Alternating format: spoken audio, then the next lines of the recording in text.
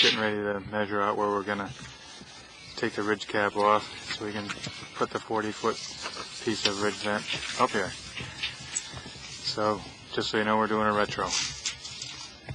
Okay, Bob's measuring down 1 3/4 from the very center of the piece. That's how far you want to cut your plywood back on both sides. So we're going to snap a line from that nail down to the other end of the roof, the 40-foot section.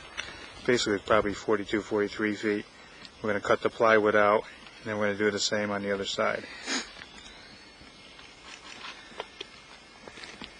Okay, as you can see now, we've cut one side of the roof to the desired 1 3/4 from the center of the roof line. If you look right here on my roof, I go from having a truss type roof to a ridge and rafter roof. So you can see it doesn't matter. This will work on either one. We're going to have 20 feet over both sections. We're just getting ready to cut the other side now. You can see this side's opened up more. I'll try to scan a little closer here.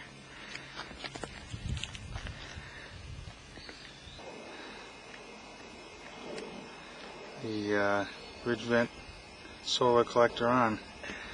You can see now we have both sides cut to 1 3/4 from the center of the peak, right down through. It's full. We got about 42 feet opened up. We're ready. Approximate time 1 hour. Okay, we've taken the ridge vent solar collector, rolled it out alongside the opening that we cut in the ridge of the roof, and we're just getting ready to flip it over and fasten it in there.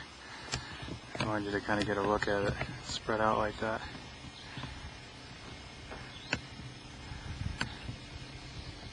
As they say.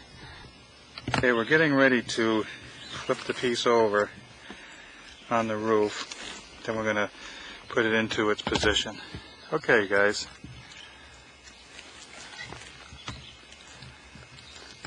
Okay, flipped it over onto the ridge. Got to slide it in position.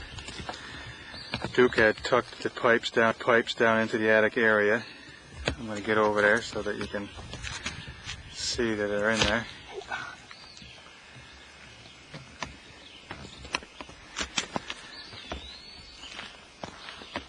You can also see the pipes right through, and what you do is you line the space in the center 2 pipes up with the center of the ridge beam or the center of the truss.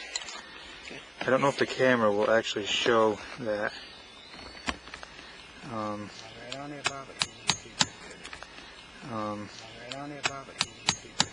You can't. It's hard to see through it with this camera, but trust me when you do it, you'll believe me.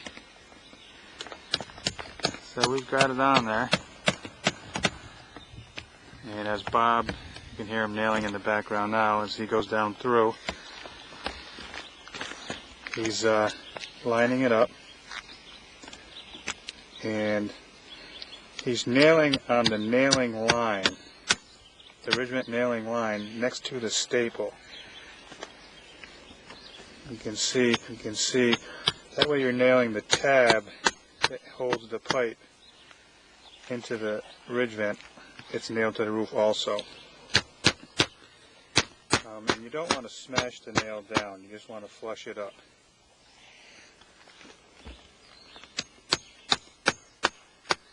He's got it centered nicely in the roof. If he doesn't, he's fired. Back up a little bit here. Like I said, we're using a 2.5-inch nail, comes supplied with the ridge vent. We're going to continue to center this piece as we go down through and keep nailing it up. Okay, this is the end where the water goes in. This is the live end. Water goes in, goes down the other end, comes back out this end. This is the end on the roof that in the attic we'd be hooked our supply and return to. So you can see on this side we have 2 pipes going down each side of the ridge beam. And tightening up, finishing up the nailing.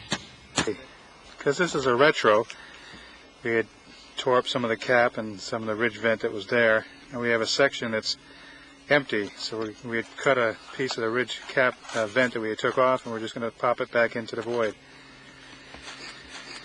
Now we're going to continue our cap right from that cap straight across the piece and right down the newly installed ridge vent. And we'll do the same thing on the other end. I'll show you. Okay, Bob's putting the cap on now. When you nail the cap on, go by the manufacturer's recommendations for nailing. This particular cap calls for the nails where we're putting them. I don't want to describe that to you. Everyone might be a little bit different. And you never want to mush everything down with the nail. You just want to snug it down. You don't need to mush the ridge vent material down. It won't breathe. And that's true with the roof's been recapped. We're just sweeping it down. And we're going to go on the attic and hook up the plumbing. Hook it all up to the storage tank for the solar hot water. I know you're not seeing much here. I guess you could probably see